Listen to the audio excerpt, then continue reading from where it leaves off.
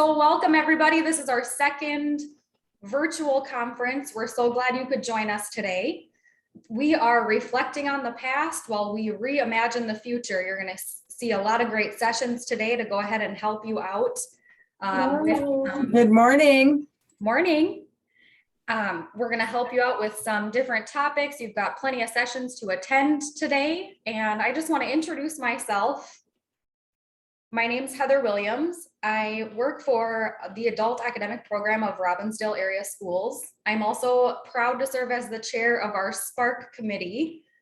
So we get together and plan this conference every year. It's a group of folks from around the state. And this is like our pride and joy of the year. So we're glad everybody could join us. And of course I had to show my cute little puppy Cashew, who is sleeping over on the couch right now. So she's not going to be in attendance this morning, but I'm going to turn it over to Marty, who I would like to introduce herself and tell us a little bit more about what she does. Good morning. I'm Marty Olsen. I'm the program coordinator for Southwest ABE-South. I'm based out of Worthington, and I manage ABE programs in about 8 counties here in Southwest Minnesota. I also manage the Supplemental Services Assessment Training Grant, which is held by Southwest ABE. And the main focus of the grant is to provide training in the CASAS and TABE assessments, help people to understand how to use them and know more about them, updates on them, that sort of thing. And along with MDE, we also support the activities of SPARC. So that's my role here. And we support the Support Services Conference, which again, this year we're virtual, but we're glad you're all there. I would say we have over 150 people that signed up today. We don't have that many yet, but we hope to see that many throughout the day. Also would like to thank Atlas for helping us to get everything set up virtually, and their help along with Heather has been invaluable. And it's going to be a great conference. I know everything's going to run smoothly. One other thing I would like to do is put a plug in for SPARC. Heather mentioned that, and we're always looking for new people to give us new information from support staff around the state. We definitely, now that we've learned how to do this online thing, we're able to do meetings, and we don't have to say everybody has to drive to a certain site. So we really want more input from around the state as we move forward with our SPARC group, and please consider that. Contact me, contact Heather, and learn more about what you could do to be part of SPARC. So have a great day. Enjoy all the sessions. I know there's going to be a lot of learning today, and we'll see you in the sessions.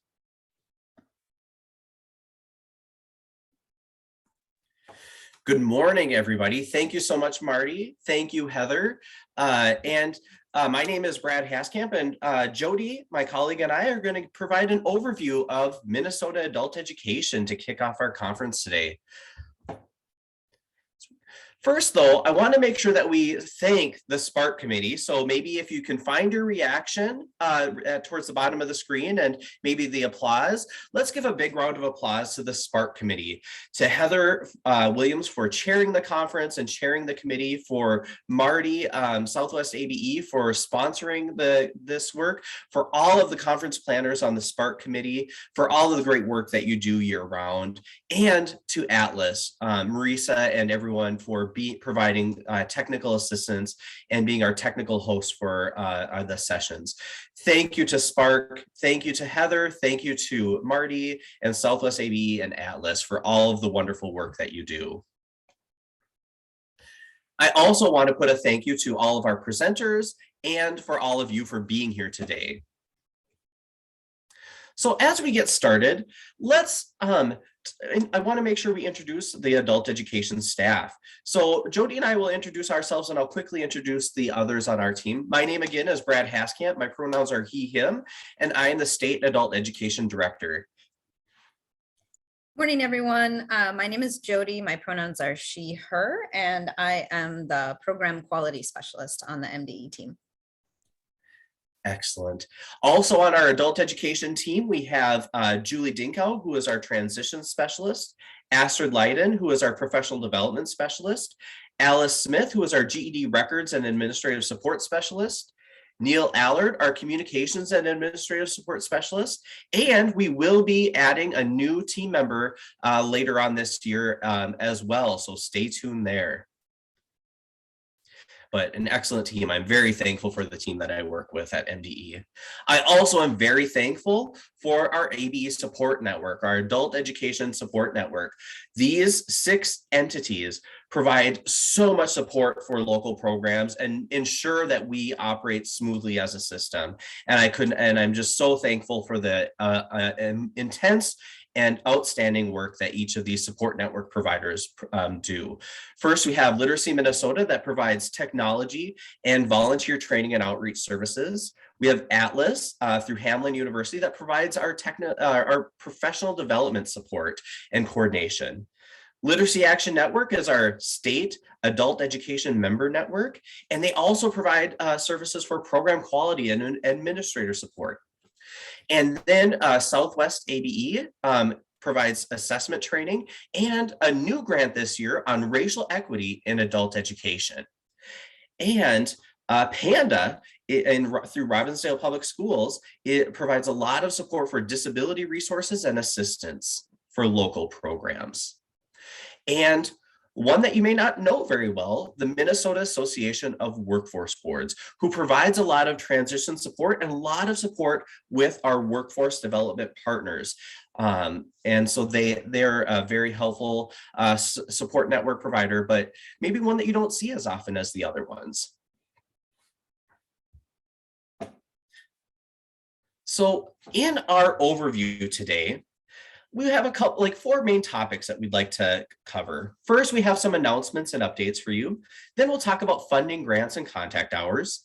Next, we'll share some adult education data and outcomes, and then provide an update on high school equivalency. So let's dive right in with announcements. The first big announcement that we want you to know is that the Minnesota Department of Education building is moving. And as of December 3rd, the adult education team at the Minnesota Department of Education will no longer have access to that building in Roseville. Our new building will be in Northeast Minneapolis. You can see the address on the screen, 400 Northeast Stinson Boulevard. We do not know yet when we'll have access to the new building. It may be in January, but it may not be until or later in the spring or maybe even early summer. We do not know yet when we'll be able to access the new building. So stay tuned, we'll keep you informed. Also, we want to make sure that any of you out there in the field just kind of understood how to raise issues, or if you ever saw something, you're like, hey, I want to ask something, or there's an issue or a complaint I need to raise to the state office. We just want to make sure that that process was clear. So if you have a complaint or an issue to raise that you'd like our team to know, please reach out to me, or you can reach out to any other member of our adult education team, and you can reach us through email or phone number. I will admit, for me, phone is the best way to reach me and to start the process. And you can see my email and phone number on the screen. I also want to make sure that you understand that if there are incidents of discrimination, that those can be reported to the Minnesota Department of Human Rights. And they have the resources and the authority to investigate discrimination cases. More information about the Minnesota Department of Human Rights discrimination complaint intake process can be found at the link on the screen. So just wanted to make sure that you are all aware of that. And I'm going to share that screen that link in the chat. So thank you. I'm going to actually now turn it over to Jodi. Thank you, Brad. Before we continue with some more specific data and information this morning, we wanted to take a minute to kind of recognize where we are right now as a statewide adult education system and think about the direction that we are sort of encouraging everyone to move towards or to embrace at this point. We, as an MDE team, Brad and myself and our other members of our team met earlier in the week or had a meeting earlier in the week with ABE managers. And we shared this key direction with them. And we also want to recognize that you all are just as important and in some ways potentially more important in moving our adult education programming towards some of these key goals and key directions. So we just want to affirm that you all are doing work right now to experiment and build sustainable program models. We know that you're thinking about, are we going to do online classes, in-person classes? What's the balance? What do students need? How do we keep people safe? Both our students and our staff. So we know that you all are working very hard to answer those complicated questions right now. And we affirm all of that work and that, mental and emotional labor that you are doing to move towards those decisions. We encourage you also to share with each other. We really do see our statewide adult education system in Minnesota as a community of practice, and we believe that we are resources for each other.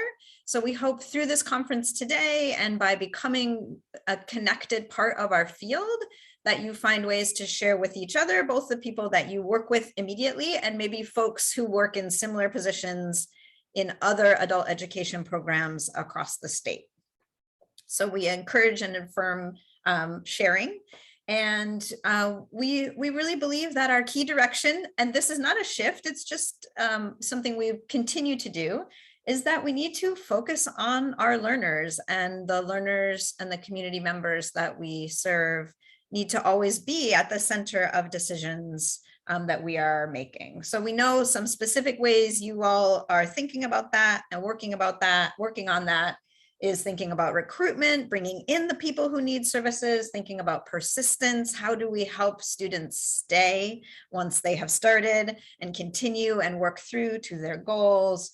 And also, what does equity mean in our programs? How do we provide equitable and culturally aware programming to our student population, when we know that particularly the ethnic and racial background of the students we are serving is far different than the ethnic and racial background of the individuals who work in our field overall.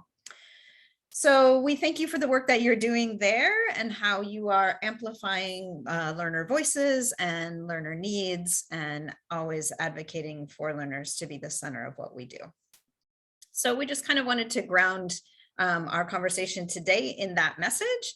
And then I'm going to move us on to talking about some kind of more logistical and numerical aspects of our field and who we are and what we do. So we're going to take some time to talk about funding, grants, and contact hours.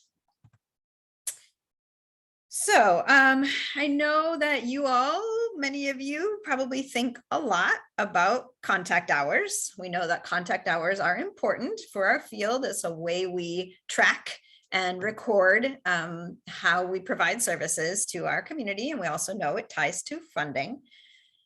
So we want to keep you updated that we know there's been worry about what happens with contact hours and what happens with funding as a result of the pandemic.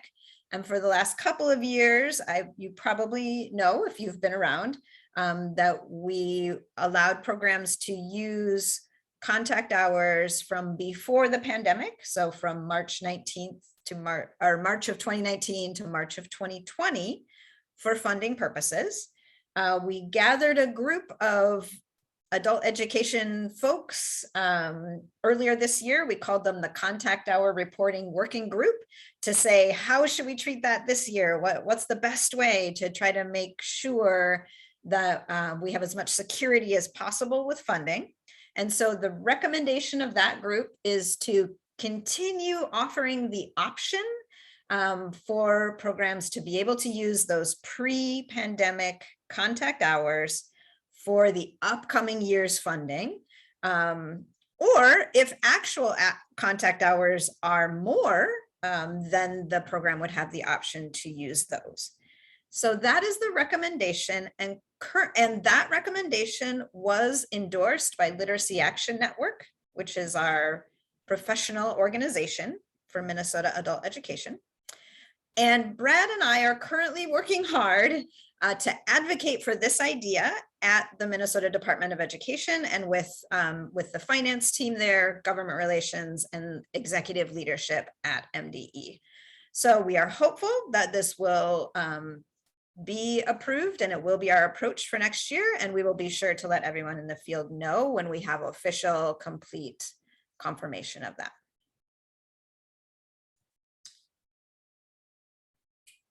So we do want to affirm that regardless of exactly which set of contact hours are used to determine funding for next year, it is crucially important for you all to be accurately recording contact hours that are currently happening. We need to keep track of them, even if this set of contact hours this year doesn't end up being used to calculate funding. We still have to report those hours to the Federal Department of Education. We still use that information to advocate at the state legislature for increased funding for our system.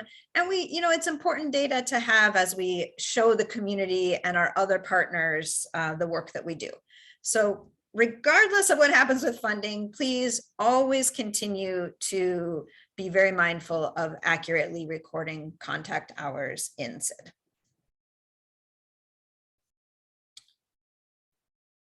So next, we wanted to give you a heads up about a couple of things that you might be asked to help with and support in this current program year. Or this current sort of school year. We will have a couple of grant competitions that are relevant to all adult education providers in the state of Minnesota. The first one is for federal adult education funds. And the second one is IELCE, which I apologize, we did not spell out on this slide. And I might have to have Brad help me. Maybe Brad can put the full what IELCE stands for in the chat, but it is English language and civics education. The shorthand for that, sometimes we call those civics grants. Thank you, Brad. Integrated English literacy and civics education. So if your program has a civics grant, that is what IELCE is referring to. So most of you work at a program that will be submitting an application for the federal ABE funds. Many of you probably work at an organization that will also be submitting an application for those IELCE funds. Or sorry, let me backtrack a second. The ABE federal application is submitted at the consortium level. So you are probably at an organization that is at least part of a consortium that will be applying. If you are not at the fiscal agent entity, then your organization might not be working on that or wouldn't be working on that. But these grant applications are relevant to our entire field. And we wanted you to know that they are upcoming, and because you may be asked to help and especially thinking about how you document evidence of effectiveness and what data you have about how you have been serving adult education learners in your community, which even if you're not at the fiscal agent entity, if your organization is an ABE provider, you will be asked to provide some documentation of that. So if you are saying, oh my gosh, I don't understand, what are we being asked to do? It's okay, don't worry. We just wanted to give you a little bit of a heads up. We will do more technical assistance for individuals who are working on those 2 applications. Originally, we were planning to do a workshop on December 8th. So you might have heard that date. We've unfortunately had to postpone that, but in January, we will be doing a workshop about the federal ABE grant application. There will also be more information upcoming about the civics grant. So please connect with leadership in your program, and just be aware that these 2 things are upcoming, and there will be more guidance from our office for the folks who are working specifically on these 2 applications.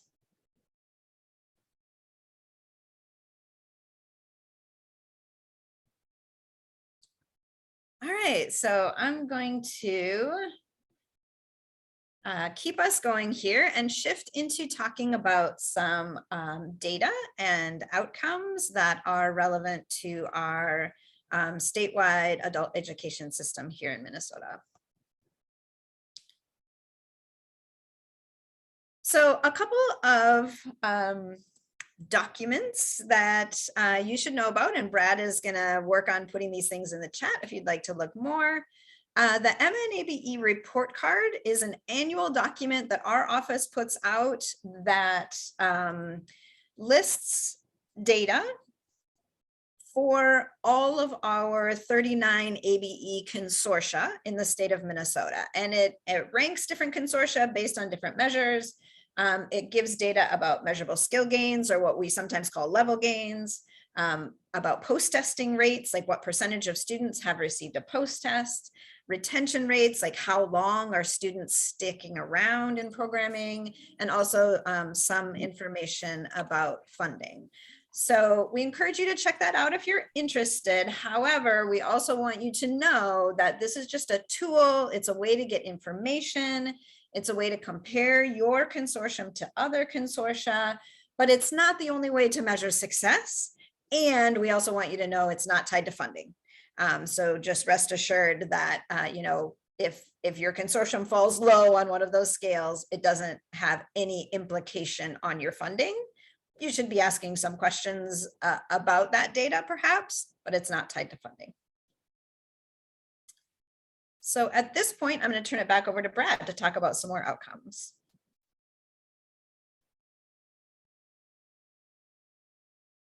Thank you, Jodi. So in addition to the report card, one other piece of data that we want to share is our statewide performance report.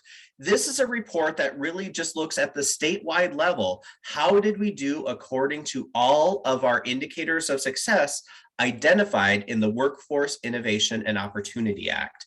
And so you can see our statewide outcomes on the screen here, some just boiling them down.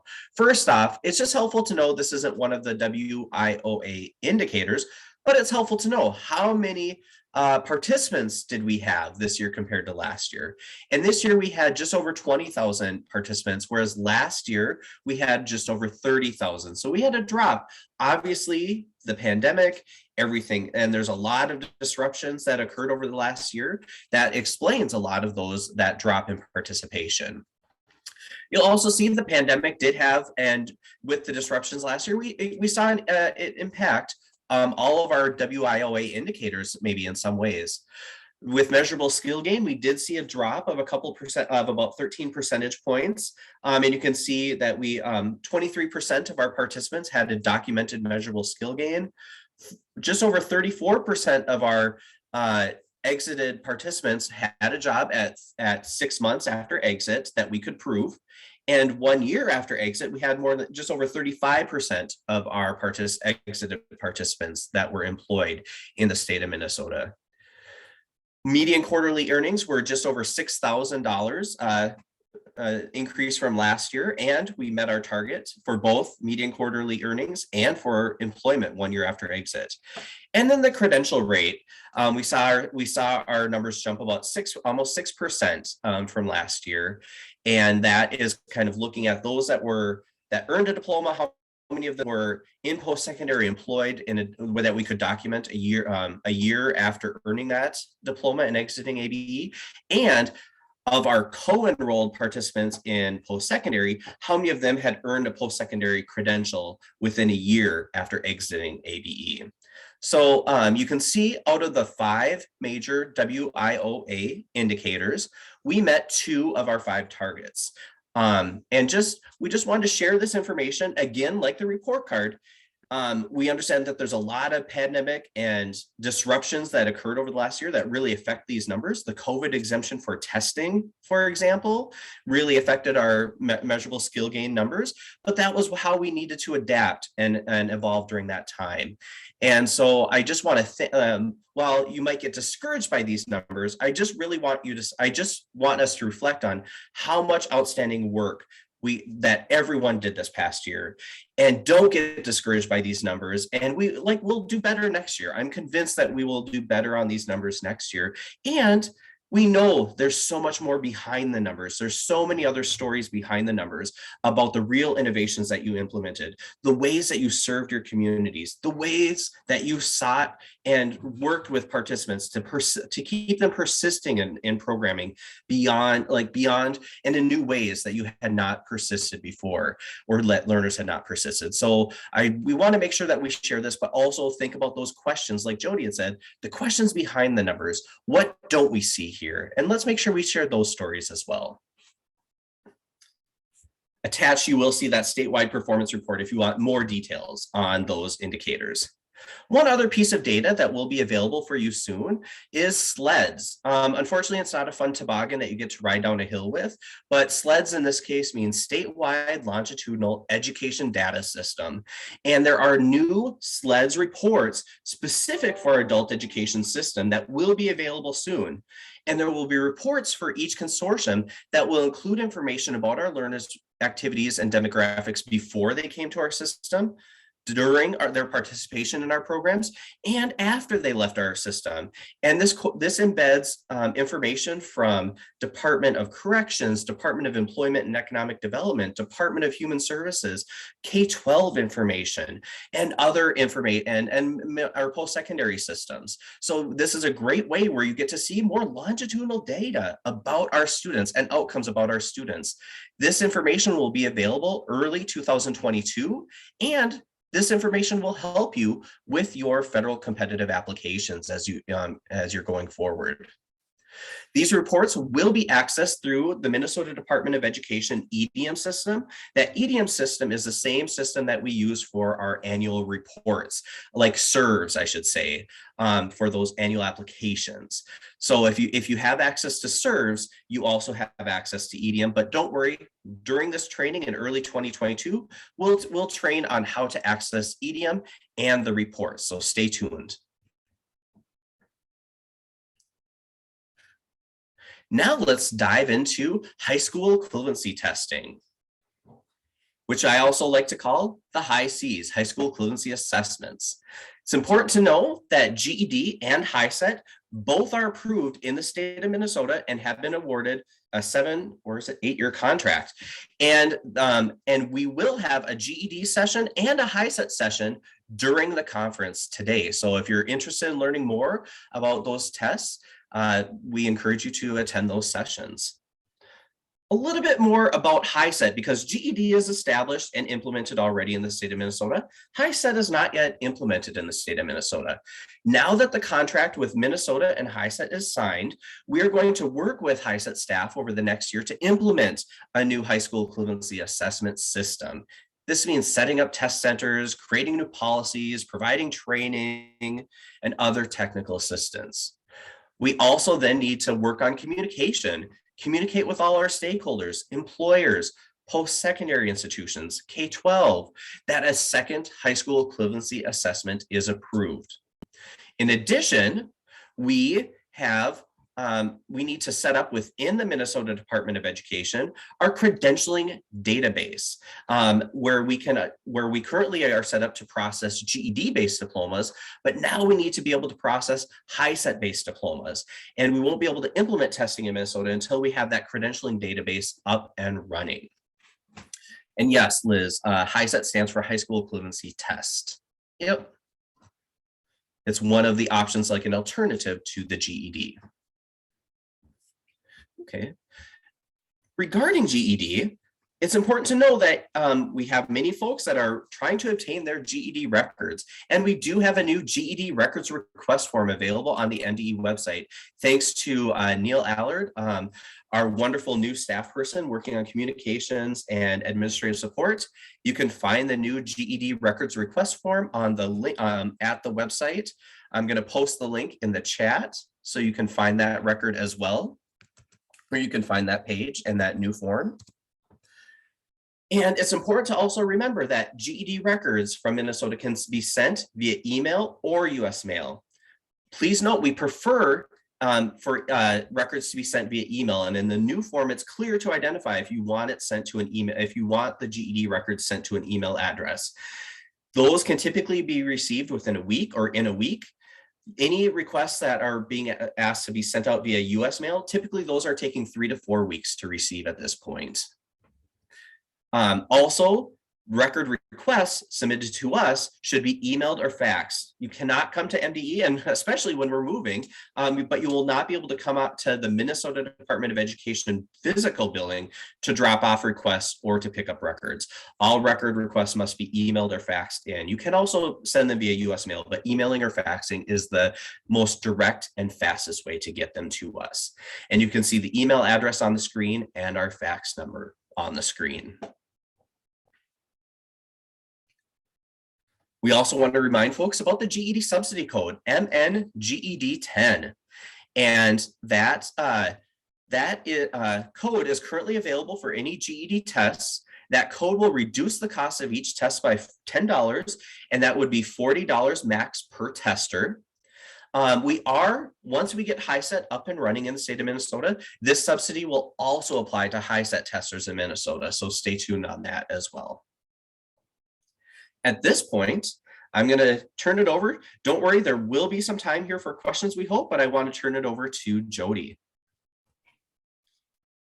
Thank you, Brad.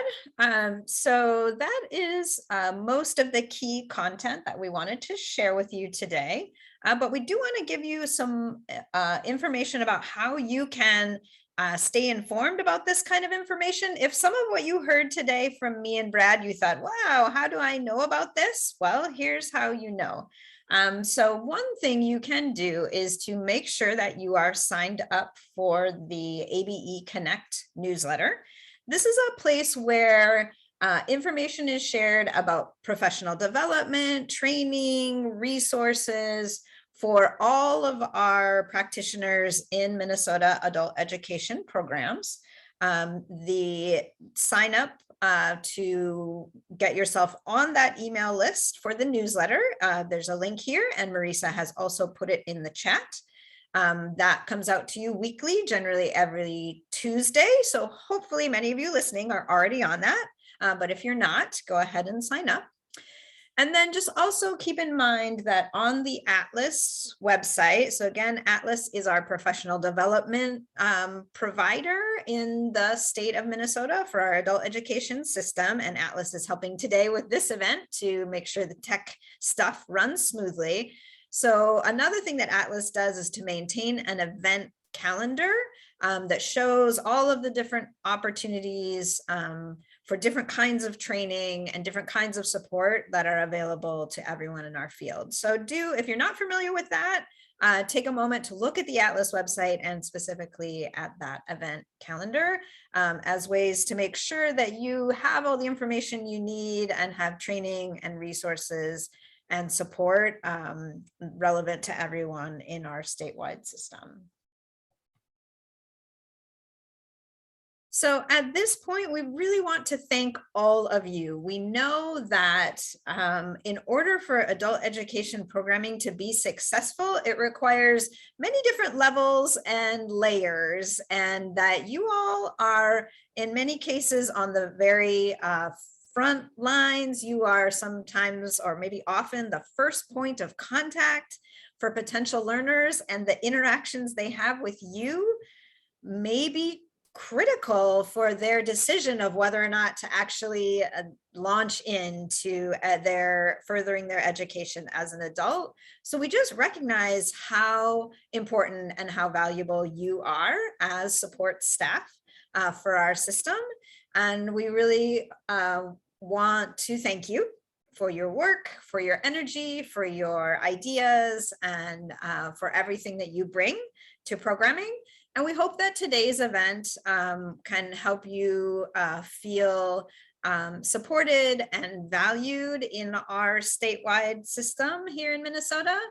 We do believe those of us here who work on the MDE team have some opportunities to kind of engage with the adult education system federally, nationally, in other states. And as far as we know, Minnesota is the only state that has this kind of an event specifically for support staff. We know there's lots of professional development and training that's specifically for instructors, but we here in the state of Minnesota really also want to value the crucial and critical role of our support staff. So thank you for being here. Thank you for listening. Thank you for the work that you do every day. I think at this point, we do have a little bit of time, although certainly we can wrap things up a little earlier than scheduled. That is also a totally valid thing to do. But we will pause here for just a second and give you an opportunity. If you have any questions you would like to ask, follow-up questions for Brad, for me, anything you would like to ask about SPARC as an organization, or about the assessment support grant and that Marty talked about. We are open to any questions or inquiries that you have at this point.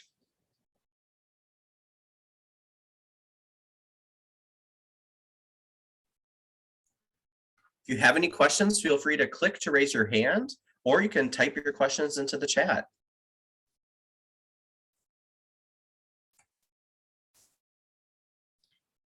And maybe I don't see anything right at the moment. So if you are, as you are still thinking, or as you are putting things in the chat, Heather, do you want to go ahead and talk a little bit more about SPARC? Ooh, and maybe you can talk about, Heather or Marty can maybe talk about this, that excellent question in the chat about the status of the certificate. And I know, Heather, you're also going to give us a little more information about how the rest of the day will work. Absolutely. So I just want to give a little plug about SPARC. As Marty mentioned, we would love for anyone throughout the state support staff for adult education to join our group.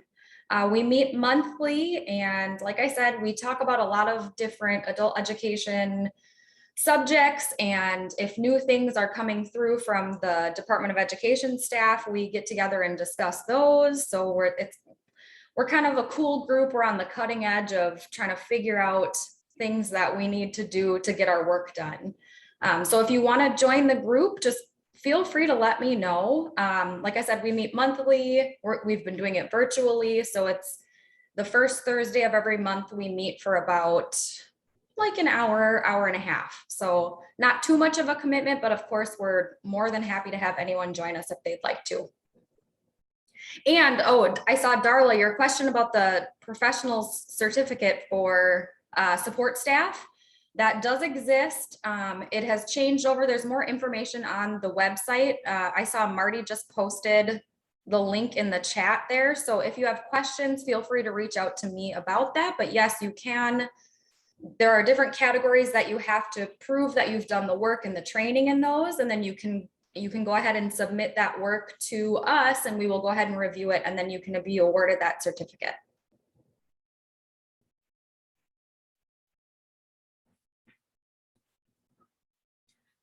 I just want to let everyone know, so you can find the links for your concurrent sessions coming up next. Marisa just posted the link to the agenda in the chat here, so feel free to go ahead and pick which session you want to come to next, and yep, we'll reconvene at 10 a.m. for that.